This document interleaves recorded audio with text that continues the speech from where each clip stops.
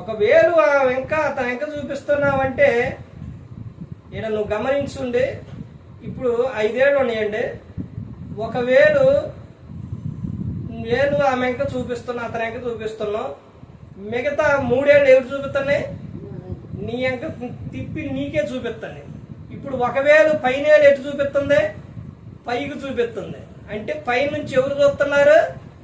దేవుడు చూస్తాడు. నాయన ఇదిగో ఆ లెక్క నువ్వు 1 ఏళ్ళు చూపించి చెబుతున్నావు, ఇదిగో 3 ఏళ్ళు నీ ఎక్కనే, ఇదిగో దేవుడు చూస్తుండో గుర్తు పెట్టుకోవాలని పైన బొటన వేలు చెబుతుంది.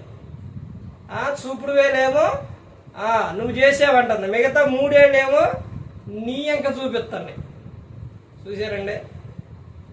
గమనించుకోవాలి, ప్రతి ఒక్కరు తెలుసుకోవాలి. ముందు నీ తప్పు నప్పుకో. దాన్ని యేసుక్రీస్తు ప్రభువు చెప్తున్నారు. చూడండి ఇంకా కిందకు వస్తే, మీరు తీర్పు చొప్పునని మిమ్మును గూర్చి తీర్పు తీర్చకూడదు. ఏం చేస్తాను?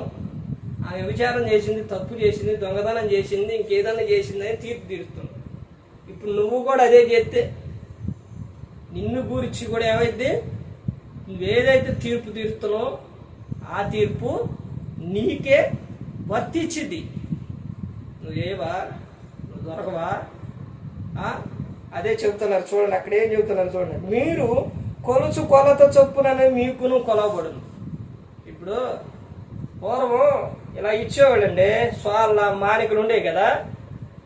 ఇప్పుడు అవి ఎలా ఇచ్చేవాళ్ళు? చెయ్యి పెట్టి పైన నిండుగా కొలత కొలిసేవారు, ఇచ్చేవారు.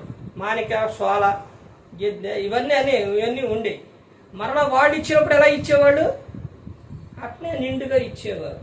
ఇప్పుడు నువ్వే కొలతతో అయితే కొలుతూ అదే కొలతతో కొలవబడు. నువ్వేదైతే ఇప్పుడు తీరుతున్నావో మరలా నీకు అదే తీర్చబడును అని అన్నీ కూడా ప్రతి ఒక్కటి కూడా చాలా విధాలుగా ఉంది. కాబట్టి ప్రతి ఒక్కరూ కూడా ఏ ఒక్కరూ కూడా నశించి నరకానికి వెళ్ళిపోకూడదని యేసుక్రీస్తు ప్రభువారు ఈ లోకానికి వచ్చి మనందరి కోసం సిలువలో తన ప్రాణాన్ని పెట్టారు.